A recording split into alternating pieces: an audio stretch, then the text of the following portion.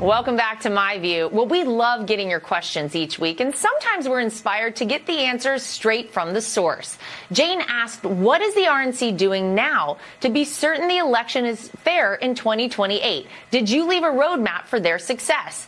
Jane, I have to tell you, you are not the first person to ask me this question.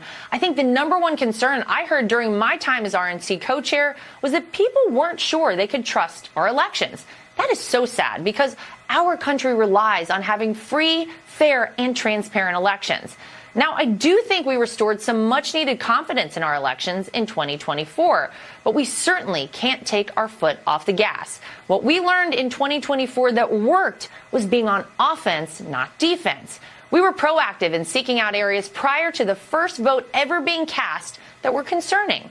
Like, for example, voter rolls being cleaned or ensuring we had the same number of Republican poll workers as Democrat poll workers. And when we found an issue like that, we addressed it.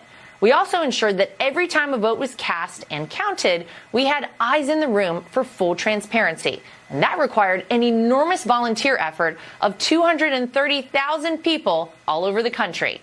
I have full confidence in Chairman Michael Whatley to continue our efforts well into 2026 and 2028. But I figured I'd let him tell you for himself. It's so funny because a year ago, right now, you and I had just become chair and co-chair of the RNC. It felt like we almost had an insurmountable task in front of us. Now that we're about 4 months into the president's second term in office, reflect on the past year for me. It's been amazing at every single level. Right when the president was becoming the formal nominee, and we knew that we needed to completely retool the RNC. We needed to make sure that it was going to be, a committee dedicated to working with the president's campaign, which had not really ever been done before.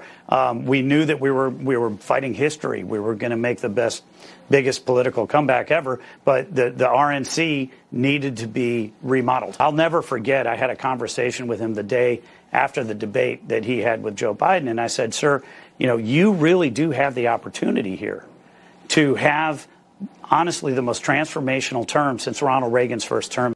And the night that they announced that he was the winner, right, election night, and he looked at me and he said, Michael, we got that opportunity. Let's take advantage of it. I found a photo the other day, and it is at 5:30 in the morning on the tarmac at PBI. We had just come back. It was November 5th. Yep. An entire crazy day of campaigning. That picture encapsulates what this entire campaign was. None of us really knew what was about to happen several hours later. I've never seen a harder working campaign. I've never been around better people. So, I was not surprised when we won. It's very gratifying to help shape history for the better. And I think that America and the world are going to be better for it. We saw such a surge of young voters coming over and voting for President Trump. How do we keep them in this party and make sure that they're going to vote in 26, 28 and beyond? We're going to rebuild our economy. It's going to work for every community and every family. We're going to restore the southern border. We're going to keep our kids and our communities safe. These are things that really, truly mattered to every generation. But the fact that he was able to turn around, take that core message and deliver it through the podcasts was really, truly remarkable, and all of a sudden it was the cool campaign. And those votes really, truly matter because now that you have 18-year-olds, they're going to be there when they're 24. They're going to be there when they're 28.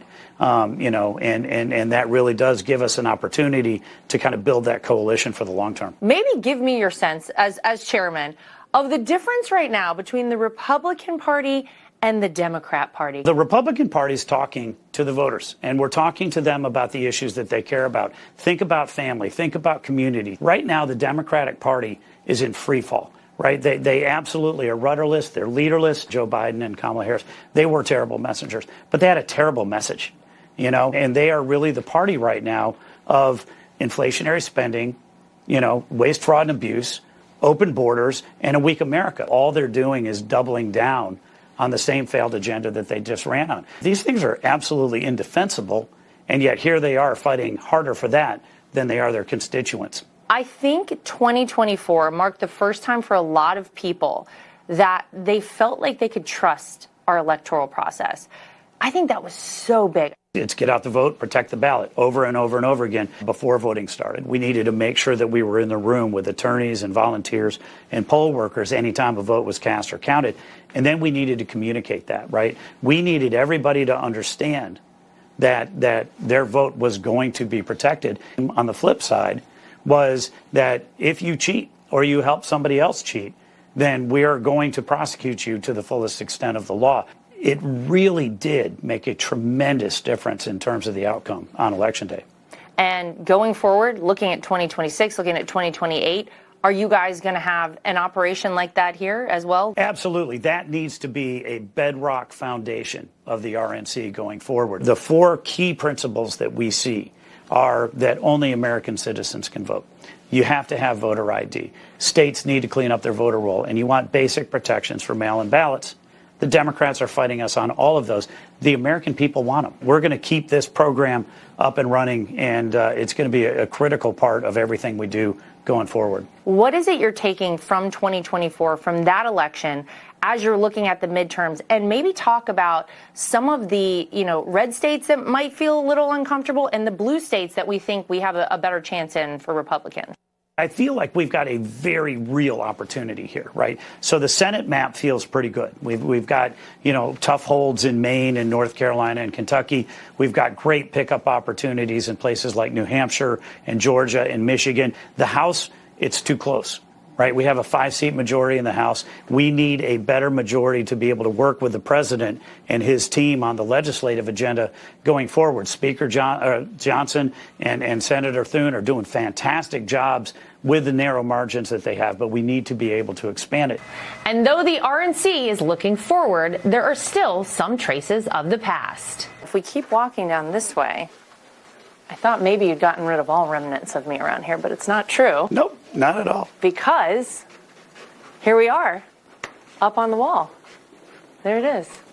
Kept me around.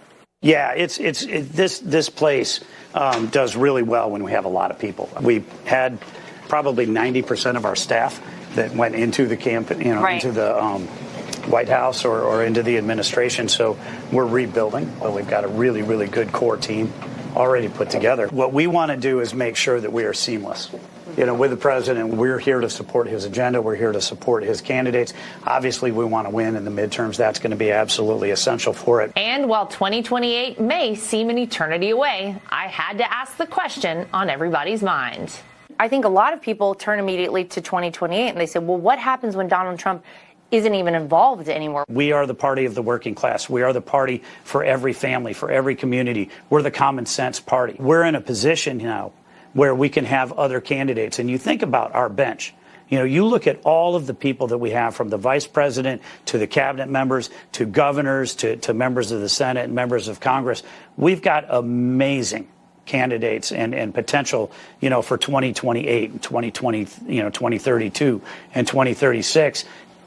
Donald Trump remade the Republican Party in what has the potential to really be a long-term party, as long as we listen to the voters. Well, Michael Whatley, thanks for taking a little time for us. Thanks for all you do and all you've done, and we appreciate it all. Still ahead, it's nearly Mother's Day, and we're sitting down with two hardworking Senate moms delivering for their families and this country. I'm realizing very quickly that counting to 3 doesn't work with our colleagues. They do something we like. I'm like, I'm going to count to 3. Does not work.